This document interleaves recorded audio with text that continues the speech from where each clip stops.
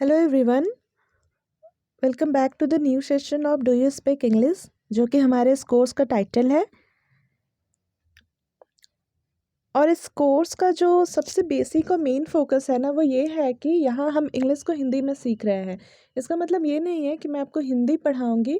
देखिए, मतलब बस इतना सा है कि अगर आप हिंदी मीडियम बैकग्राउंड से है, आपका बैकग्राउंड जो है वो इंग्लिश का नहीं रहा है, और अगर आप इंग्लिश मीडियम के बैकग्राउंड से होके भी कई बार ऐसा होता है कि हमें या तो मान लीजिए कॉन्फिडेंस की कमी है, या हमारी ग्रामर की जो नॉलेज उतनी अच्छी नहीं है, या फिर वोकैब पावर उतनी अच्छी नहीं है, स्टिल आप यहाँ जो है एक बेसिक लेवल से स्टार्ट कर सकते हैं और आप इंग्लिश बिल्कुल बोल सकते हैं। ठीक है, तो यहाँ जो सबसे मेन है वही है, मतलब एक छोटे से बच्चे से लेकर बड़े या बूढ़े, मतलब कोई भी इस कोर्स को देख सकता है, पहली बात। दूसरी बात ये है कि मैं बिल्कुल नहीं कहती कि इस कोर्स को आप 2 दिन देखोगे और आप इंग्लिश में पीएचडी कर लोगे या धुरंधर बन जाओगे, ये ऐसा क्लेम मैं बिल्कुल नहीं कर रही हूँ। ठीक है, बट हाँ, मैं इतना ज़रूर बोलूँगी कि अगर मान लो ना कि आपको इंग्लिश बिल्कुल समझ में ही नहीं आती है, आप बोलने ही नहीं पाते हैं, या फिर कई बार ऐसा होता है कि हम जानते तो हैं बट कॉन्फिडेंस की वजह से, लैक ऑफ कॉन्फिडेंस की कमी से हम बोल नहीं पाते हैं या समझ नहीं पाते हैं चीज़ों को। तो इससे क्या है, इस कोर्स के ज़रिए आपका बेसिक क्रिएट हो जाएगा, आप बोलने लग जाएँगे, आप समझने लग जाएँगे, आपको लगेगा कि हाँ, अब मुझे इंग्लिश आती है, आपका कॉन्फिडेंस ग्रो करने लग जाएगा। ठीक है, और आप मतलब अच्छी खासी इंग्लिश बोल लेंगे, सीख लेंगे। देखो, ऐसे तो क्या है, पीएचडी करने वाली जो बात है उसमें तो मान लीजिए जब आप बेसिक स्टार्ट करिएगा तब ना आगे बढ़िएगा। तो वही बात है कि मैंने इसे बेसिक से स्टार्ट किया है, हम सब साथ चलेंगे तो यह एडवांस तक चलेगा, बट फिलहाल हम इसे बेसिक से ही शुरू करेंगे। ठीक है, तो चलिए, let's learn English and this course is presented by me, Naina Dubey. देखो, आज जो है ये लेसन नंबर 17 है, जो कि मैं कहूँगी ना, इस कोर्स के में हम एक सीढ़ी ऊपर चढ़ गए हैं। अभी तक मैंने क्या किया था, चूँकि ये बेसिक से स्टार्ट हुआ है ये कोर्स, तो मैंने अभी तक इसमें बोला था कि हम डे टू डे लाइफ में बहुत सारे ऐसे सिचुएशन होते हैं ना, जिसका अक्सर हम यूज़ करते हैं बोलने में। तो मैंने पहले उस सिचुएशंस को लिया, मैंने उसका इंग्लिश सेंटेंस जो है वो कैसे फॉर्म होगा मैंने वो बताया आपको। तो इसके पहले के मतलब अप टू 16 मैंने ना आपको डे टू डे वाले जितने भी हम कॉमन सेंटेंसेस है जो हम इंग्लिश में यूज़ करते हैं वो मैंने आपको पढ़ाया है। उससे क्या हुआ होगा, अगर आप उन 16 लेसन को देखेंगे ना, तो आपका कॉन्फिडेंस अपने आप ग्रो करेगी, और फिर आपको ऐसा लगेगा कि हाँ चलो ठीक है, थोड़ा और सीखते हैं, है ना। और देखो, कोई भी जो लेसन है ना वो एक दूसरे से मतलब कनेक्टेड नहीं है, इंटरलिंक्ड नहीं है। आप बिल्कुल पर्टिकुलर इंडिविजुअल एक एक लेसन को देख सकते हैं। हाँ, आज मैंने बोला जो हमारा लेसन नंबर 17 है वो ये बहुत इम्पोर्टेंट है, क्योंकि आज मैं 10th स्टार्ट कर रही हूँ। पर फिर से मैं यही कहूँगी, डरना बिल्कुल भी नहीं है, क्योंकि मैं कोई भी बुक इस लैंग्वेज में नहीं पढ़ाने वाली हूँ।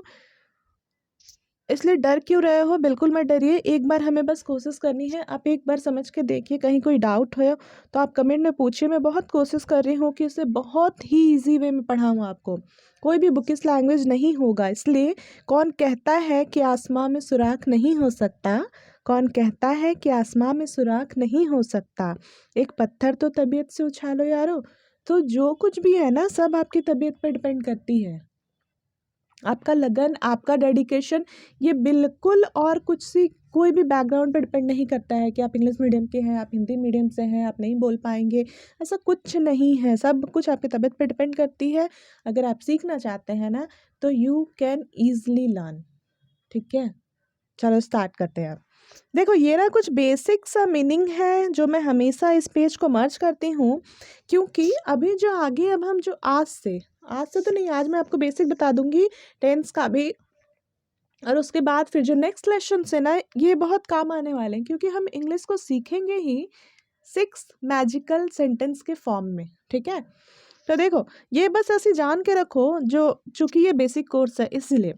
तो कब के लिए हम वेन का यूज़ करते हैं, जब के लिए भी हम वेन का यूज़ करते हैं, कहाँ के लिए वेर का यूज़ करते हैं, जहाँ के लिए भी वेर का यूज़ होता है, क्यों के लिए हम वाई का यूज़ करते हैं, क्या के लिए व्हाट का यूज़ करते हैं, कैसे के लिए हाउ का यूज़ करते हैं, कौन या किसे के लिए हुम का यूज़ करते हैं, सॉरी, देखो देखो कंफ्यूज मत करना। कौन और किसे के लिए हम हु का यूज़ करते हैं, किसको और जिसको के लिए whom का यूज़ करते हैं, और somehow के लिए किस तरह से का यूज़ करते हैं, ठीक है। तो when के लिए कब एंड जब का, where के लिए कहाँ जहाँ, why के लिए क्यों, what के लिए क्या, how के लिए कैसे, who के लिए आप मतलब कौन और किसे के लिए यूज़ होता है, whom के लिए किसको जिसको, और somehow किस तरह से, ठीक है। ये याद रखना। थोड़ा सा मैं रिकैप बता दूं आपको, जो मैंने कहा कि अप टू जो मैंने 16 लेसन कंप्लीट किए, या रूल नंबर 16 बोल लो या lesson number up to lesson 16 बोल लो, इससे मैंने एक एक सिचुएशन आपको पढ़ाए। मान लो जो लास्ट क्लास हमने ये पढ़ा ना, कि बहुत बार हम कहते हैं ना, मतलब कोई काम है जिसमें आप लगे हुए हैं कंटिन्यू, तो हम कहते हैं ना खेलते रहो, गाते रहो, नाचते रहो, उसमें आपको कीप ऑन का यूज़ करना रहता है। और हमेशा याद रखिए कीप ऑन के साथ जो भी आप क्रिया कर रहे हैं ना, खेलते रहो यहाँ क्रिया है खेलना, गाते रहो यहाँ क्रिया है गाना, उसके साथ आपको बस आईएनजी पुट कर देना है। तो ये हमारा रूल है कि कीप ऑन यूज़ करना है जब भी इस तरह से रहे, खेलते रहो, गाते रहो। अब ध्यान देना कि रहो हर जगह बोला जा रहा है, मैंने कोई काम को कंटिन्यू करने के लिए जब बोला जा रहा है कि खेलते रहो, गाते रहो, सोते रहो, so keep on sleeping, keep on singing, खेलते रहो कीप ऑन प्लेइंग, सोते रहो कीप ऑन स्लीपिंग, पढ़ते रहो कीप ऑन स्टडिंग, ठीक है। तो कुछ इस तरह से ये मैंने लास्ट क्लास में पढ़ाया था। कोई भी डाउट हो तो आप कमेंट में पूछिएगा। चलो अब हम आज स्टार्ट करते हैं। ये देखो, ये बहुत ही इम्पॉर्टेंट चैप्टर है। मैं कहूँगी कि यही बेसिक स्टार्ट हो रहा है यहाँ से हम लोगों का इंग्लिश का। अभी तक तो मैं कुछ सिचुएशंस आपको पढ़ा रही थी, बस आपके इंटरेस्ट को डेवलप करने के लिए, ठीक है। वो सारे चीज़ें ना इसी का निचोड़ है, ये जो आज हम अब से जो स्टार्ट कर रहे हैं बेसिक, ठीक है, वो सारी चीज़ें भी इसमें कवर होगी। पर वो सब जस्ट कि आपका इंटरेस्ट डेवलप हो जाए, इसलिए मैंने आपको पढ़ाया है। यहाँ से ध्यान दो। पहले मैं आपको बताऊंगी ना कि देखो बुकिश लैंग्वेज क्या होता है, तो मैं पहले वो भी आपको दिखाऊंगी। उसके बाद मैं जो कह रही हूँ कि मैं बहुत ही ईजी वे में आपको पढ़ाना चाहती हूँ, तो फिर हम उस रास्ते चलेंगे, ठीक है। पहले मैं बुकिश लैंग्वेज दिखा देती हूँ, क्योंकि बचपन में मेरे साथ भी ऐसा होता था कि याद नहीं होता था भाई। मतलब इतने सारे रूल लिखे रहते थे, और फिर ये सब लगता था कि क्या ही याद करें, सब कुछ एक में ही हौच पौच हो जाता था, और फिर कुछ याद नहीं रहता था। तब भी चलो स्टार्ट करो। देखो ध्यान देना, सबसे पहला ये बेसिक है टेंस मतलब काल, और इसमें हम जानते हैं ये 3 प्रकार का होता है। भूतकाल that is past tense, present tense वर्तमान काल, और फ्यूचर टेंस भविष्य काल। ये सबको पता है, ठीक है। और देखो सारे जो काल होते हैं वो 4 प्रकार के होते हैं। जो आपका प्रेजेंट टेंस है वो सिंपल प्रेजेंट होता है, प्रेजेंट कंटिन्यूअस टेंस होता है, फिर प्रेजेंट परफेक्ट टेंस होता है, फिर प्रेजेंट परफेक्ट कंटिन्यूअस टेंस होता है। उसी तरह से अगर हम पास्ट टेंस पे फोकस करें तो सिंपल पास्ट टेंस, फिर पास्ट कंटिन्यूअस टेंस, फिर पास्ट परफेक्ट टेंस, फिर पास्ट परफेक्ट कंटिन्यूअस टेंस। उसी तरह से फ्यूचर में फोकस करें तो simple future tense, future continuous tense, future perfect tense, future perfect continuous tense. यहाँ तक क्लियर है? मतलब टेंस है, टेंस के 3 प्रकार है, और वो तीनों प्रकार के 4 प्रकार है। यहाँ तक तो याद रखना भैया, ये बहुत ही बेसिक है ना, ये याद रखना आप लोग। चलो अब देखो, आज से मैं आपको जो बोल रही हूँ, सबसे पहले हम एक काम करेंगे, हम चलेंगे प्रेजेंट टेंस की ओर। इसे हम पहले कवर कर लेते हैं। अब देखो इसका जितना भी पार्ट्स है, पता है, अगर आप सिंपल प्रेजेंट पढ़ लिए, प्रेजेंट कंटिन्यूअस पढ़ लिए, प्रेजेंट परफेक्ट पढ़ लिए, प्रेजेंट परफेक्ट कंटिन्यूअस पढ़ लिए, इसके साथ फिर बहुत सारे मैं सिचुएशंस को ऐड करूँगी, इसके साथ हम बहुत सारे डे टू डे सेंटेंस को ऐड करेंगे, और एक्टिव मतलब एक्टिव फॉर्म में पढ़ेंगे, एक्टिव पैसिव पता है ना आपको, उसी में एक्टिव फॉर्म में भी पढ़ेंगे, पैसिव फॉर्म में भी पढ़ेंगे। मैंने हर तरह से हर चीज़ों को कवर करूँगी। फिर हम चलेंगे पास्ट में, फिर हम चलेंगे फ्यूचर में। तो इस तरह से हम आगे बढ़ रहे हैं, ठीक है। यहाँ तक भी क्लियर है? अब देखो बुक में ना आपने हमेशा इतना पढ़ा होगा कि, या फिर बचपन में याद है हमें पढ़ाया जाता था कि जब भी आपके वाक्य के अंत में ता है, ती है, ते है, तो वो सिंपल प्रेजेंट टेंस कहलाता है। मैंने यहाँ और उसके साथ फिर आपको नियम लिखा रहता था, है ना। मैंने यहाँ देखो बहुत शॉर्ट फॉर्म में, मैंने एकदम क्रिस्प, जो हमें बस याद रखना है, मैंने सब कुछ यहाँ उससे लिखा है। फिर से ध्यान देना, देखो simple present tense, present tense हम स्टार्ट कर चुके हैं, प्रेजेंट टेंस में हम आ गए हैं। अब याद ध्यान दो यहाँ से, देखो बिल्कुल घबराओ मत, मैं बुक के लैंग्वेज में नहीं पढ़ाऊंगी, तो बिल्कुल चिंता मत करना कि यहीं से फिर से बुकिश लैंग्वेज घूमेगा क्या। हाँ, आज जो मैं पढ़ाऊँगी वो थोड़ा बुकिश आपको लग सकता है, बट देखो बताती हूँ क्यों बुकिश लगेगा, क्योंकि ना जो ग्रामर के नियम है उसे तो मैं चेंज नहीं कर सकती, उसे ही हम पढ़ेंगे। तो आज के लेसन में जो भी हमारा ग्रामर का नियम हमें कहता है कि हमें पढ़ना है प्रेजेंट टेंस को जानने के लिए, वो सब मैंने बताया है आपको। इसमें अपने अपने तरीके से मैंने बताया, मैंने नियम वही है, मैंने उसे बहुत शॉर्ट, मैंने क्या कहूँ, मैंने लिखने का तरीका अलग अलग होता है ना समझने का, तो मैंने समझाना चाहा है आपको एक अलग फॉर्म में, आप इसे देखिएगा समझिएगा। और जो नेक्स्ट क्लास अब होगा ना इसके बाद से, उसमें हम एक-एक चीज़ों को बहुत डिटेल में पढ़ेंगे। तो कहीं भी कोई आज जो नियम है वो सब समझ लीजिए। आज का चैप्टर को बोरिंग नहीं लगना चाहिए। ध्यान रखो कि देखो मेन हमारा जो है ना सारा कुछ, यही है ना? तो ये तो हमें जानना होगा ना, ठीक है? तो चलो, तो सिंपल प्रेजेंट टेंस में ना हमेशा बस ये याद रखना कि जो भी हमारा वर्ब है, उसके साथ एस और ईएस लगता है। बोरिंग लग रहा है ना? मुझे भी लगता था बचपन में। देखो जब एक बार चीज़ें आने लगती है ना तो फिर बोरिंग नहीं लगता है। अभी ना देखो ये सारी बुकिश लैंग्वेज लग रही है ना, बुक में ऐसे ही तो लिखा रहता है। पर एक बार मैं चाहती हूँ कि एक बार देख लो, फिर हम अपने तरीके से पढ़ेंगे, ठीक है? प्रेजेंट कंटिन्यूअस टेंस, इसमें क्या होता है कि जब हमारे वाक्य के अंत में रहा है, रही है, रहे हैं रहता है, और इसी में ना इज एम आर का यूज़ करते हैं और वर्ब के साथ आईएनजी लगाते हैं। ये सेकंड है। पर हाँ, मैं एक चीज़ ज़रूर बोलूँगी, ये अगर आपको बोरिंग भी लग रहा है ना, तो देखो ये सारी चीज़ों को दिमाग में बिठा लो, ये बहुत काम आएगा, क्योंकि देखो मैं फिर से कह रही हूँ, मैं नियम नहीं चेंज करूँगी, मैं बस अपने तरीके से आपको पढ़ाऊँगी ताकि आपको चीज़ें ईज़ी लगे। नियम मैं कैसे चेंज कर सकती हूँ? तब तो इंग्लिश ही चेंज हो जाएगा ना, समझ पा रहा है ना चीज़ों को? थर्ड जो था वो है present perfect tense. Present perfect tense में क्या होता है ना, अब देखो यहाँ इसमें बहुत लोगों को कन्फ्यूज़न होता है कि वाक्य के अंत में चुका है, चुके हैं, चुकी हूँ, या तो मान लो लिया है, मैंने ये काम कर लिया है, या तो वो चला गया है। समझ पा रहे हैं? कुछ भी इस तरह के जब वाक्य होते हैं ना, तब ये प्रेजेंट परफेक्ट टेंस ही कहलाता है। ऐसा नहीं है कि केवल चुका है, चुकी है वाक्य के अंत में रहे तभी वो रहे। मैं ना हमेशा कन्फ्यूज़ करती थी, मैं अपना ही बता रही हूँ। चुका है, चुके हैं तो मैं समझ जाती थी कि चलो ठीक है ये प्रेजेंट परफेक्ट टेंस हो गया। फिर जब वाक्य कुछ ऐसा आता था ना, मैंने खाना खा लिया है, तो मैं सोचती थी ये कौन-सा टेंस है, यहाँ तो लिया है। फिर गया है, तो मैं सोचती थी कि अब ये कौन-सा टेंस है, ये तो काम हो भी गया है लेकिन ये प्रेज़ेंट में है क्योंकि यहाँ है लगा है।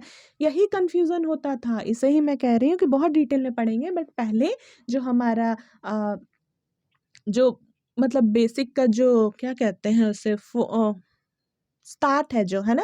उसे हम समझ लेते हैं। तो देखो यहीं पास ना हम हैव हैज़ का यूज़ करते हैं और वर्ब का यहाँ थर्ड फॉर्म लगता है। देखो ये बहुत इंपॉर्टेंट है, इसे मैं चेंज नहीं कर सकती।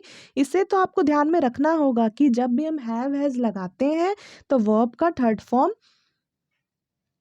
यूज़ होता है।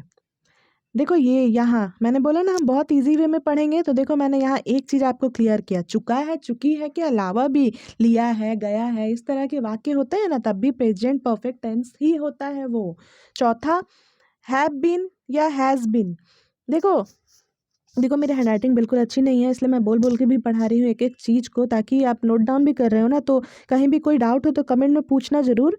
हैव प्लस बीन है, हैज़ प्लस बीन है, माने हैव लगेगा, फिर बीन लगेगा, फिर जो भी आपका वर्ब होगा ना उसके साथ आईएनजी लगेगा, फिर हैज़ लगेगा, बीन लगेगा, जो भी वर्ब होगा उसके साथ आईएनजी लगेगा, and that is our present perfect continuous, जिसमें रहता है ना वाक्य के अंत में से रहा हूँ, से रही हूँ, से रही हूँ का मतलब पता है क्या है? आप लोग सोच रहे हो मैं क्या बोल रही हूँ, से रहा हूँ, से रही हूँ, है ना? देखो मतलब ना 2 घंटे से पढ़ रहा हूँ, 3 घंटे से सो रही हूँ, 4 घंटे से नाच रहा हूँ, माने कुछ पर्टिकुलर एक टाइमिंग को लेके जब डिनोट किया जाता है ना, वो हमारा प्रेजेंट परफेक्ट कंटीन्यूअस हो जाता है। कंटीन्यूअस माने प्रेजेंट परफेक्ट माने हो तो रहा है पर लगे ही हुए हैं उसमें, है ना? तो देखो इस तरह से मैं खुद एक बात बोलूँ, सब लग रहा होगा कि अरे भाई ये तो बुक ही पढ़ रहे हैं, है ना? आगे पढ़ेंगे, एक-एक करके पढ़ेंगे, बिल्कुल बात टेंशन वाली बात नहीं है, पर इससे याद रखो, देखो इससे इन सबको याद रखना होगा। देखो यहाँ मुझे लगता है ना कि आज मैंने आपका एक कन्फ्यूज़न तो ज़रूर दूर किया होगा। जब ये हम डिटेल में पढ़ेंगे ना तब तो आपको और मतलब बहुत अच्छा लगेगा पढ़ के। तो यहाँ तक प्रेजेंट टेंस में हमने एंटर किया। प्रेजेंट टेंस में एंटर करके हमने इसके चारों प्रकार को समझ लिया कि वाक्य के अंत में ता है, ती है, ते है तो सिंपल प्रेजेंट रहता है, रहा है, रही है, रहे हैं तो प्रेजेंट कंटिन्यूअस रहता है। पर ये याद कर लो बच्चा लोग, देखो ये बहुत ज़रूरी है, ये मतलब नियम मैं नहीं चेंज कर पाऊंगी। फिर चुका है, चुके हैं, चुकी है तो ये प्रेजेंट परफेक्ट टेंस कहलाता है। और प्रेजेंट परफेक्ट कंटिन्यूअस में अब देखो बात ये आती है, यहाँ से तो हमने प्रेजेंट टेंस में हम एंटर कर गए हैं। प्रेजेंट टेंस 4 प्रकार के होते हैं, किसके वाक्य के अंत में क्या होता है मैंने आपको वो भी लिख के दिखा दिया। यहाँ से बात आती है कि अब तो हम स्कूल में पढ़ नहीं रहे हैं, जो पढ़ रहे हैं उन लोग ध्यान से समझ लो, और जो नहीं पढ़ रहे हैं उनके लिए भी मैं ये कह रही हूँ, मतलब देखो जो पढ़ रहे हैं वो तो बाबू आप लोग छोटे छोटे बच्चे हो तो आपको तो पढ़ना ही है, आप बिल्कुल इसी तरीके से पढ़िए। और जो स्कूल पार कर चुके हैं अब उनसे तो ये नहीं पूछा जाएगा ना, होता था ना बचपन में हमें क्वेश्चन ऐसे ही तो आते थे, वाक्य के अंत में मतलब चेक करना रहता था, फिर बताना है कि भाई ये कौन सा टेंस है। पर यहाँ आपका जो मेन फोकस है ना, जो आपको इंग्लिश बोलने में मदद करेगी वो ये है कि हैज़ का जब हम यूज़ करेंगे तब हम वर्ब का थर्ड फॉर्म लगाएंगे। हैव बीन जहाँ भी यूज़ होता है वहाँ वर्ब के साथ आईएनजी लगता है। ये सारी चीज़ बाबू याद करनी पड़ेगी, ठीक है। तो देखो अब हम यहाँ प्रेजेंट टेंस पढ़ रहे हैं और उसके सिंपल प्रेजेंट टेंस, अब हम इसे थोड़ा सा और एग्जाम्पल से भी बता रहे हैं। अगर बुकिश लैंग्वेज लग रहा होगा तो टेंशन मत लीजिएगा, मैंने जैसा कि कहा कि आज हम बेसिक से स्टार्ट किए हैं, बुकिश लैंग्वेज भी लग सकता है क्योंकि मैं ग्रामर्स के रूल बता रही हूँ। जो नेक्स्ट सेशन होगा ना वहाँ से हम 6 मैजिकल सेंटेंस इंग्लिश को सीखना स्टार्ट करेंगे। अब हम सिंपल प्रेजेंट टेंस पे फोकस करते हैं। इसमें क्या है, वाक्य के अंत में ता है, ती है, ते, इसे ही प्रेजेंट इंडेफिनिट भी कहा जाता है कहीं कहीं, तो कंफ्यूज नहीं करना है। जब भी आपके वाक्य के अंत में ता है, ती है, ते है रहता है तो हम वो होता है हमारा सिंपल प्रेजेंट टेंस।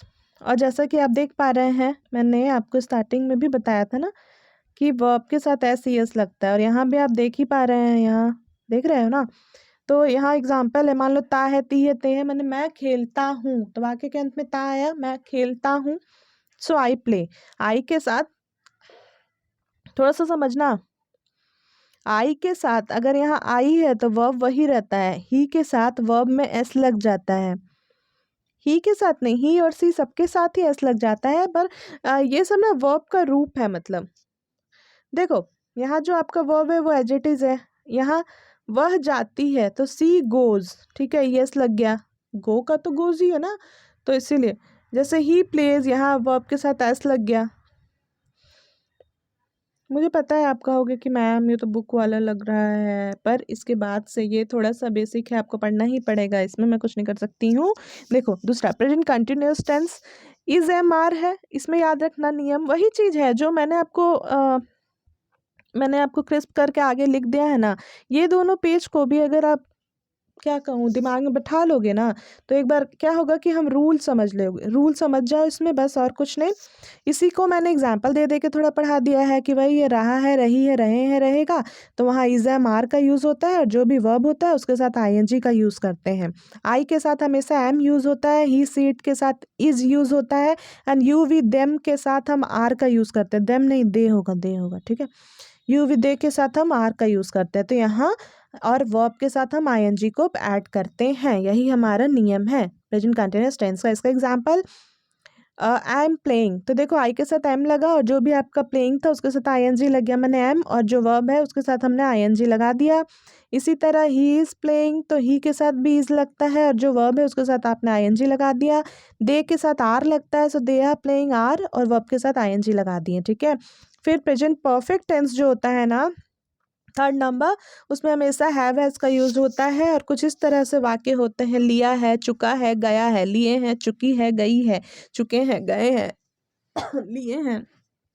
इस तरह से जब वाक्य के अंत में हो तब हम वहाँ क्या करते हैं, वहाँ हम लगाते हैं हैज़ है और वर्ब का थर्ड फॉर्म। और याद रखना, हमेशा याद रखना, ही सी इट और एनी नेम के साथ हम हैज़ का यूज़ करते हैं, आई वी यू दे के साथ हम हैव का यूज़ करते हैं, और वर्ब का थर्ड फॉर्म लगाते हैं। यहाँ तक समझ नहीं आ रहा है ना, मत समझो, मैं तो कहूँगी सही बात है, मतलब कोई टेंशन मत लो, इसे इंडिविजुअल में पढ़ाऊंगी अभी। ये जो हम बुक में पढ़ते हैं ना, ग्रामर बुक तो हमें हमेशा ऐसे ही टेंस पढ़ाता है हमें। मैं चाहती हूँ कि पहले हम एक बार बुक से गो थ्रू हो जाए। देखो ये भी मैं एकदम बुकिश लैंग्वेज में नहीं पढ़ा रही हूँ, मैंने आपको बहुत ही मैंने क्रिस्प करके मैं यहाँ नियम को लेके आई हूँ, ताकि देखो नियम को तो दिमाग में बैठाना होगा।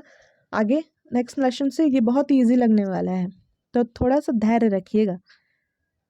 और अब आप बोलोगे कि मैं क्या वर्ब का थर्ड फॉर्म, तो देखो वर्ब का थर्ड फॉर्म मतलब, देखो वर्ब गो मतलब जाना होता है ना, ये वर्ब का पहला फॉर्म है। क्रिया आपने जब पढ़ा होगा, फिर क्रिया का जब सेकंड फॉर्म पूछा जाता है तो वेंट हो जाता है, ये पास्ट टेंस में यूज होता है।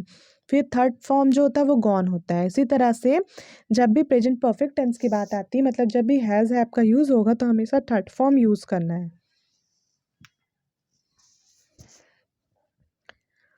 अब आप कहोगे कि ये क्या है, तो देखो ये ना वर्ब है, ये अलग से है। जो हमने वर्ब पढ़ा है ना, क्रिया पढ़ी है ना, क्रिया के फिर फॉर्म है। तो फर्स्ट फॉर्म में गो होता है, फिर वेंट होता है, फिर गॉन हो जाता है, एम का वाज हो जाता है, फिर बीन, फिर आर वर बीन। ठीक है, ये सब है, ये सब सेंटेंस में यूज़ होगा। जब हम यूज़ करेंगे तब आपको ज़्यादा क्लियर समझ आएगा। और उसका जो एग्जाम्पल है, जैसे वह जा चुका है, तो देखो वाक्य के अंत में क्या आया, चुका है। वह है, ही के साथ हैज़ का यूज़ होता है, तो ही हैज़ अ वर्ब का थर्ड फॉर्म यूज़ करना था, इसलिए जा चुका है। मैंने जाना का तो इंग्लिश हो गया गो, पर हमें यहाँ थर्ड फॉर्म यूज़ करना था, इसलिए हमने गॉन का यूज़ किया। मैं खेल चुका हूँ, सो आई हैव प्लेड। आई के साथ हैव लगता है, ही के साथ हैज़ लगता है, तो और प्ले का प्लेड थर्ड फॉर्म हो गया। वह खेल चुका है, ही के साथ अगेन हैज़ लगता है, और प्ले के साथ ईडी लगता है। तो आप बोलोगे मैम ही के साथ हैज़ क्यों लगता है और ही आई के साथ हैव क्यों कैसे लगता है, तो देखो यहाँ मैंने लिखा है, ठीक है, यही हमारा नियम ही है। हम आई वी यू दे के साथ हम हैव लगाते हैं, और ही सी इट और एनी नेम के साथ हैज़ लगता है। ये चीज़ तो आपको ध्यान रखना है, ध्यान रख लो, समझना है समझ लो, रटना है रट जाओ। चौथा है प्रेजेंट परफेक्ट कॉन्टिन्यूस टेंस। देखो बुक में ना ये बहुत ही मतलब डरावने तरीके से दिया रहता है, सही बोल रही हूँ मैं, मतलब इतना कन्फ्यूज़न होता है इसमें। इसमें बस आपको इतना याद रखना है ना कि कोई भी जब कोई समय के बारे में उसमें बात की जा रही है ना, पर्टिकुलर कोई भी समय, या जैसे सुबह से, रात से, 2 घंटे से, 3 घंटे से, 4 घंटे से, समझ जाना कि ये प्रेजेंट परफेक्ट कंटिन्यूस टेंस की बात हो रही है। और ध्यान रखना, मैंने हूँ मतलब अभी आप भी प्रेजेंट टेंस में ही रहना, मैं प्रेजेंट टेंस की बात कर रही हूँ, कंफ्यूज मत करना। और देखो तो से रहा हूँ, से रह रही हूँ, से रह रहे हैं, मतलब एग्जाम्पल से समझ आएगा। पहली बात तो इसमें हैव बीन का यूज़ होता है। कुछ ध्यान दो, पहले हमने क्या पढ़ा, प्रेजेंट परफेक्ट कंटिन्यूस 3 नंबर पे जो पढ़ा, उसमें हैज और हैव के साथ वर्ब का थर्ड फॉर्म यूज़ होता है। पर जब भी हम हैव और हैज़ के साथ बीन यूज़ कर रहे हैं ना, बीन, कुछ समझ में आ रहा, बीन, तो हम बीन नहीं पढ़ेंगे, हम पढ़ेंगे इसे बिन। बिन, ये मेरा प्रोनाउंसिएशन क्लास है ना, आप उसको जाके भी पढ़ सकते हैं, उसमें मैंने इसका प्रोनाउंसिएशन बताया है। इसको बीन नहीं पढ़ना, इसलिए मैं जानबूझ के बोल रही हूँ, इसे बीन नहीं पढ़ना, इसे बिन बिन बिन पढ़ना है, इसका प्रोनाउंसिएशन बिन होता है। सो हैव बिन, और वर्ब के साथ इसमें आईएनजी लगता है। इसमें जो वर्ब है इसके साथ आईएनजी लगता है, इसमें वर्ब का थर्ड फॉर्म नहीं लगता है। तो देखो ये जो रूल है ना, इसे मैं नहीं चेंज कर सकती, ये रूल तो आपको समझना है, समझो।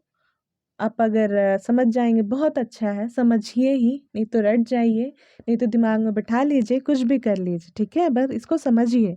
और आई वी यू दे के साथ हैव बिन लगा, वही सेम है, आई वी यू दे के साथ ना हैव लगता है, तो हैव के साथ यहाँ बिन लग रहा है, bin, it's not bean, it's bin. और वर्ब के साथ आईएनजी लग रहा है, उसी तरह ही सी इट के साथ हैज़ लगता है, हैज़ के साथ आप यहाँ बिन लगाइएगा, बिन, और यहाँ वर्ब के साथ आईएनजी लगा दीजिए। यहाँ तक क्लियर है? अगर बहुत मैसअप भी हो गया है ना, तो चिंता वाली बात नहीं है, हम लोग पर्टिकुलर इससे अलग अलग पढ़ेंगे। ये मैं फिर से बोल रही हूँ ना कि हम बस एक बार गो थ्रू हो जा रहे हैं जो हमारे सारे नियम क्या कहते हैं प्रेजेंट टेंस से, इसके लिए।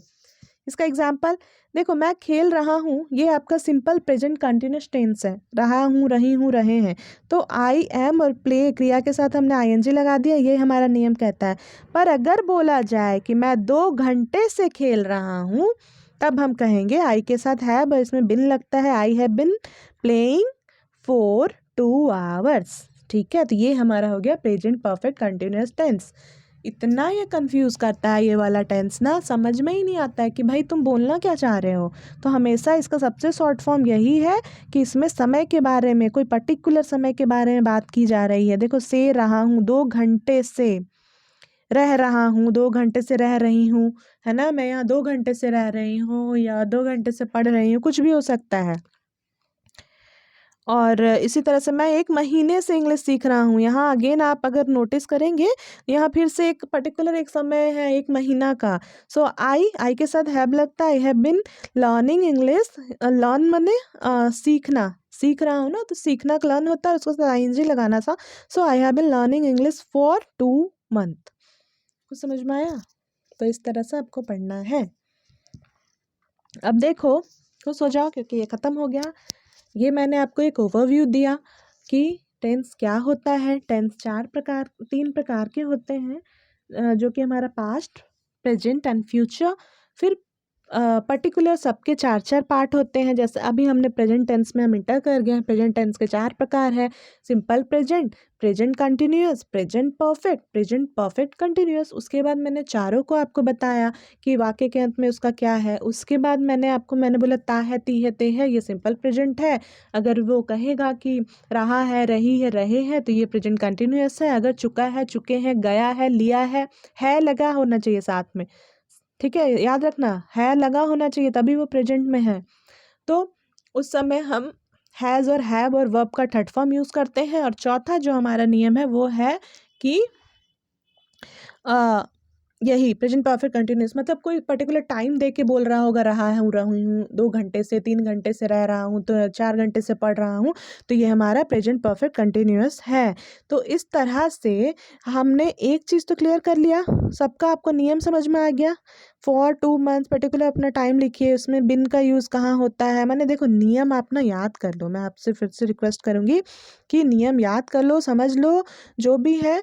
अब देखो ये, अब इसके देख के डरना नहीं है, चूँकि मैं बस चाहती थी कि हम एक ओवरव्यू कर लें, हम देख लें कि भाई नियम होते क्या है, ग्रामर रूल्स क्या है टेंस के। तो देखो वो हम देख चुके हैं ना। अब जो नेक्स्ट क्लास होगा ना, उसमें मैं पर्टिकुलर आपको अपना, हम सबसे पहले जो है हम सीखेंगे कि भाई इस जैम मार का सिंपल प्रेजेंट से हम स्टार्ट करेंगे, खेलता हूँ, खेलती हूँ वाले वाक्य से। फिर हम देखेंगे इज एम आर का यूज़। फिर से ना मेरी बात पे ध्यान देना, बचपन में ना हिंदी का वाक्य लिखा रहता था और आपको उसका इंग्लिश बनाना रहता था, या जो भी स्कूल के बच्चे देख रहे हो उस उनके लिए ये इम्पोर्टेंट है। पर अगर आपको इंग्लिश बोलना है ना, तब आपको यही ध्यान रखना है कि जैसे कि पहला हमारा सिंपल प्रेजेंट है, तो सिंपल है, ता है, ती है में सिंपल आप वर्ब का ऐसे एस लगा के आप सीख सकते हैं। जैसे सेकंड आ गया, बहुत बार ऐसा होता है कि हम इज एम आर का यूज़ कहाँ होता है, हम ये पूछते हैं। तो देखो जब भी वाक्य के अंत में रहे हैं, तो इसमें हमारा नियम क्या होता है, जब भी इज एम, मतलब याद आपको ऐसे करना है कि जब भी इज एम आर लगा है तो हम वर्ब के साथ ING लगता है, ये याद रखिए। फिर जब भी हमारे वाक्य में हैव हैज़ लगा है, तो केवल सिंगल हैव हैज़ लगा है, तो हमें वर्ब का थर्ड फॉर्म बनाना है, यूज़ करना है, ये याद रखिए। फिर देखिए कि जब भी हमारे वाक्य में हैव के साथ बिन लगा रहे हैं, मैंने 2 घंटे से, 3 घंटे से, 1 महीने से, 4 महीने से, 1 साल से वाली बात हो रही है, सुबह से शाम से, कोई समय को डिनोट किया जा रहा है प्रेजेंट टेंस में, तो हम यहाँ हैव और हैज़ के साथ बिन लगाते हैं और वर्ब का साथ ING लगाते हैं। ये नियम आप ना एक बार ध्यान में रखो, समझो। कहीं भी कोई डाउट हो तो प्लीज़ मुझे कमेंट में आप पूछिएगा। और ये हमारा एक ओवरव्यू हो गया है। नेक्स्ट क्लास से हम 6 मैजिकल सेंटेंसेस सीखेंगे, पर्टिकुलर एक एक फॉर्म को, ठीक है। तब तक के लिए थैंक यू सो मच।